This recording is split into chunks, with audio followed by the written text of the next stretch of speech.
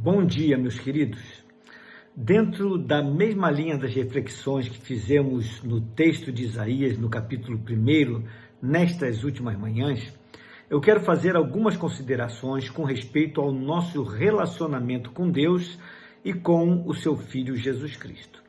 Para tanto, inicio declarando que o compromisso com Deus e com Jesus Cristo, o seu Filho, é o compromisso mais importante da nossa vida.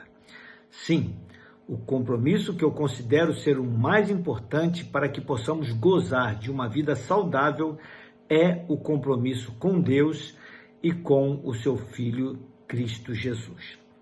Meu querido, minha querida, nós vivemos em uma sociedade que, de maneira geral, tem se mostrado muito empobrecida em termos de valores, principalmente no que diz respeito aos compromissos. Compromisso com Deus, então, nem se fala. Mesmo dentro das igrejas, onde se reúnem pessoas que se intitulam cristãs, é possível notar claramente a ausência de compromisso com Cristo. Os chamados crentes, muitas vezes, mostram-se descrentes em Deus. Duas situações ocorridas na vida do apóstolo Pedro bem representam a postura de alguns cristãos. Pedro foi um dos discípulos mais achegados de Jesus e que mais tarde veio a tornar-se um apóstolo do Evangelho. E dentre os personagens humanos que se destacam na Bíblia, Pedro é, para mim, talvez, o que é retratado de maneira mais humana dentre todos. E eu quero explicar melhor esta minha afirmação. É que Pedro figura como sendo um sujeito comum, cuja humanidade é demonstrada nas páginas sagradas de forma muito aberta. Pedro era um sujeito trabalhador, tinha os seus rompantes, tinha uma vontade incrível de acertar e uma inclinação grande para se equivocar, tinha seus altos e baixos, tinha muitas dúvidas, mas também algumas boas certezas. Pedro era assim mesmo. Era capaz de fazer afirmações contundentes, mas nem sempre era capaz de mantê-las. Em momentos de profunda devoção, ele fez afirmações tão preciosas quanto especiais a respeito de Cristo e do seu relacionamento com Ele. Tu és o Cristo, o Filho do Deus vivo, afirmou ele numa determinada ocasião, como recentemente estudamos aqui nesse espaço. Em outra ocasião, quando todos os ouvintes se retiraram da presença de Jesus, contrariados com a pregação que ele recentemente havia feito, Pedro voltou-se para Jesus e afirmou: para quem iremos nós? Pois só tu tens as palavras de vida. Pedro era um sujeito muito sincero. Limitado, sim, mas sincero.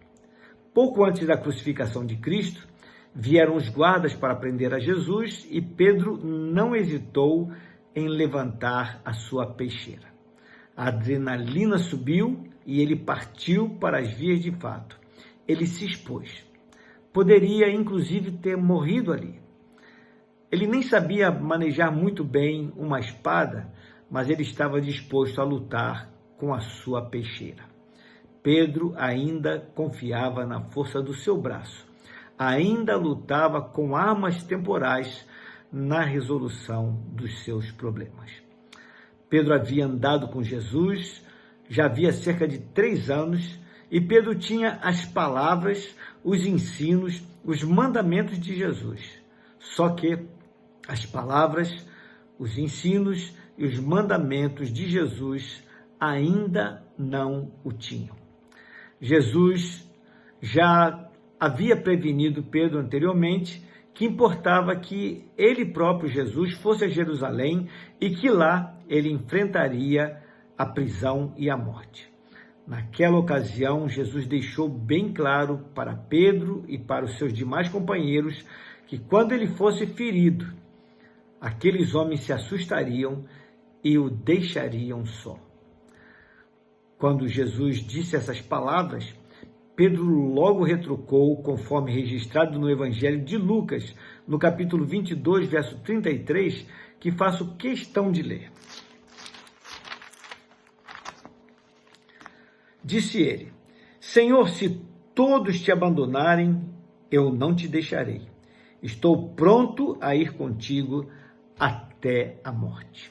Que palavras de coragem e afirmação de compromisso, não é mesmo?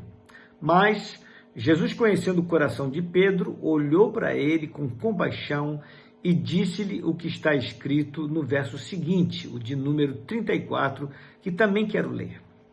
Disse Jesus: na verdade te digo, Pedro, não cantará o galo hoje, antes que me negues 3 vezes. E de fato, Jesus foi preso, Pedro ficou confuso, sentiu-se desprotegido, inseguro, amedrontado e logo, sem que ele esperasse, embora já houvesse sido previamente avisado por Jesus, ele seria confrontado com relação às suas convicções.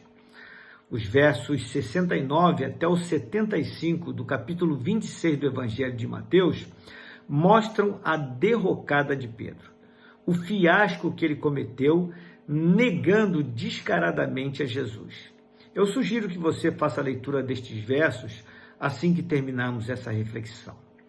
Pedro negou a Jesus, negou as suas crenças, negou seus valores, negou a si próprio. Os escritores dos evangelhos afirmam categoricamente que no dia do julgamento de Jesus, Pedro seguia a Jesus de longe, apesar de se dizer e de se achar tão achegado, tão íntimo a Jesus.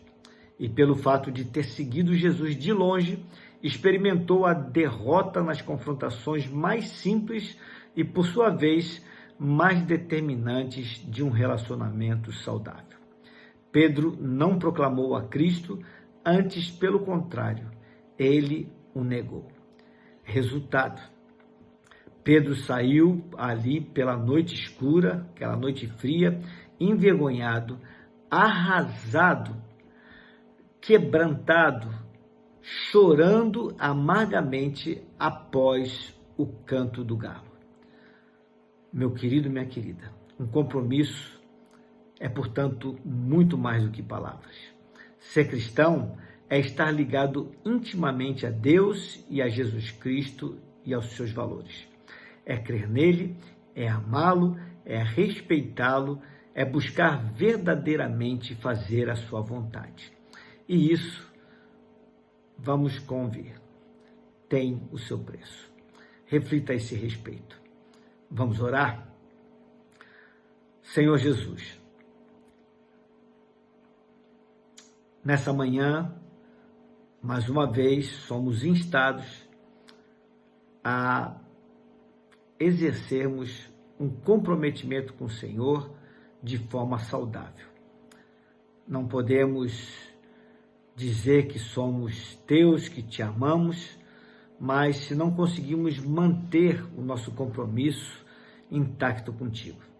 Sermos leais a ti, mesmo nos momentos difíceis onde a nossa fé é provada. Ajuda-nos, Senhor Deus, ajuda-nos, que esse exemplo de Pedro possa servir para nós como um alerta de que nós não podemos fazer discursos bonitos em defesa da nossa fé, mas não sermos capazes de sustentá-la com as nossas atitudes.